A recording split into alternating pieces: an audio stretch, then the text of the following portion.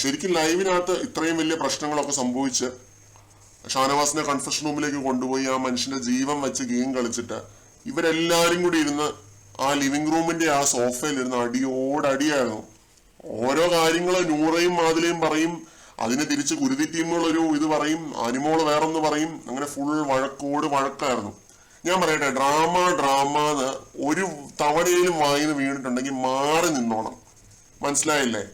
Heart attack, respiratory attack, അങ്ങനെയുള്ള കാര്യങ്ങളൊക്കെ എന്താണെന്ന് അറിയാവുന്നവർക്കറിയാം അതിന്റെയൊക്കെ സീരിയസ്നെസ്സും സിവിയറിറ്റിയും എന്താണെന്നുള്ളത്. അല്ലാതെ വെറുതെ കിടന്ന് ഡ്രാമ എന്ന് തൊലിക്കാൻ മാത്രം അറിയാവുന്നവന്മാര് അവിടെ പോയി പിടിക്കാൻ വേണ്ടി പോകരുത്.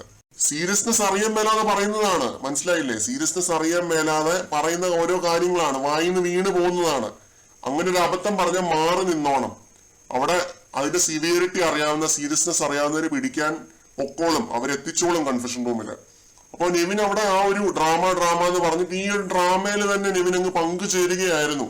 മനസ്സിലായോ? നന്മമാരെ അങ്ങോട്ട് പൂത്തങ്ങോട്ട് ഒലഞ്ഞു. നെവിൻ മാത്രമല്ല കേട്ടോ, അക്ബറും ആര്യനും ഇവരൊക്കെ ഇത് മാറി.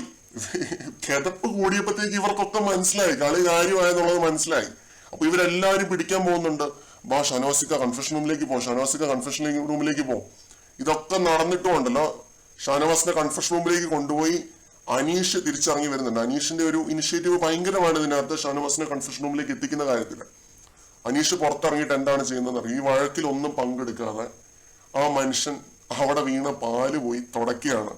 നിങ്ങൾ ഒന്ന് ആലോചിച്ച് നോക്കി, എന്തൊരു മനുഷ്യനാണ്, എന്തൊരു പാവം മനുഷ്യനാണ്. ശരിക്കും എനിക്ക് ഇത് കണ്ടിട്ടാണ് എനിക്ക് സത്യം പറഞ്ഞ ഒരു വിഷമം ഫീൽ ചെയ്തത്. ഇങ്ങനെയും നല്ല മനുഷ്യർ ഈ ലോകത്തുണ്ട്. ഒരാളെ വെച്ച് അവരുടെ ജീവൻ വെച്ച് ഗെയിം കളിക്കാനും അഗ്രഷൻ കാണിക്കാനും പിന്നെ ഡ്രാമയാണെന്ന് പറയാനും മാത്രം അറിയാവുന്ന ഈ ജന്തുക്കളുള്ള ലോകത്ത് ഇങ്ങനെയും നല്ല മനുഷ്യരുണ്ടെന്നാണ് നിങ്ങൾ മനസ്സിലാക്കേണ്ടത്.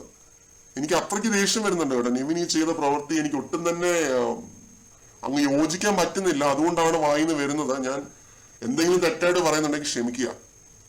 ഇതാണ് പറയുന്നത്, വെറും ചട്ടത്തരമാണ് കാണിച്ചത്, വെറും തെമ്മാടിത്തരമാണ് കാണിച്ചത്. പുറത്താക്കേണ്ട ലെവൽ തെറ്റാണ് ചെയ്തത്. കൂടുതൽ അപ്ഡേറ്റ്സുമായിട്ട് വീണ്ടും കാണാം.